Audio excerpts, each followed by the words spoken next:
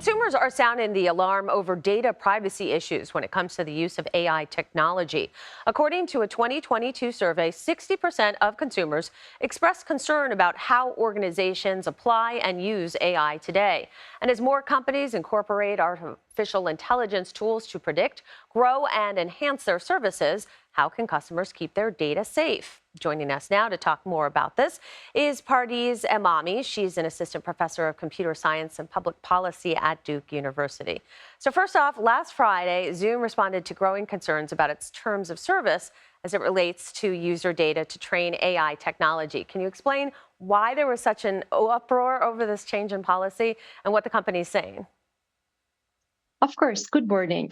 Yeah, so sometime in March, basically, they said that effective in July, we are going to use all your video, chats, audio, what you share basically with Zoom to train our AI-powered features. For example, if you want to get a feature to give the summary of the meetings.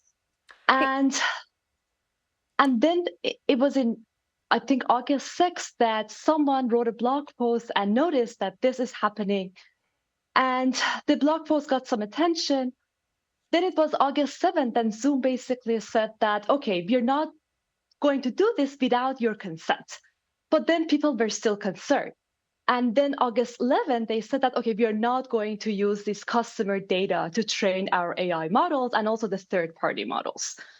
So basically, people were really concerned about how easy it would be for a company to just overnight change their policy that now we are using all this data to train the models, all this personal data to train these models, and how people cannot really even be notified about this, how easy it is for people to miss this, and how much no control basically they have over this change of services. So I think people are just really concerned about how easy it would be for companies to invade their privacy.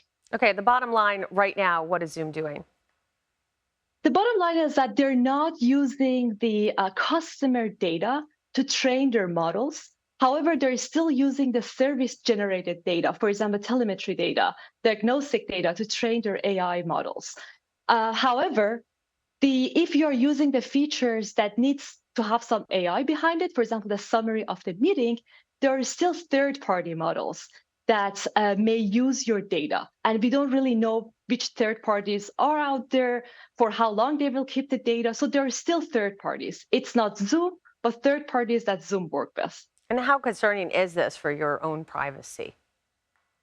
I think it is very concerning because there's just a lot of unknown right now. We don't really know these third parties. We don't really know their data practices, how long they will keep the data. Do users have any control over this? All of these are not transparent yet. It is good that Zoom is not using this data for their own features, but still they're third parties. And I think it is still very concerning. And obviously, most people do not read terms and service agreements. I certainly do not. Is there regulation on how companies can start incorporating the technology into apps and internet services? So basically, there are regulations. For example, we have GDPR or we have CCPA for California that talks about data privacy. But I think we don't have this national privacy law that basically says that the data should not be used for these purposes or for other purposes. So I think we still lack a regulation that can basically really control how the data is being used by these companies. But whatever they say in their privacy policy, if they don't do this, then, for example, Federal Trade Commission can go after them. So it is still up to the company of what they're basically doing with users' data. All right, Pardis, thank you so much for all of your knowledge.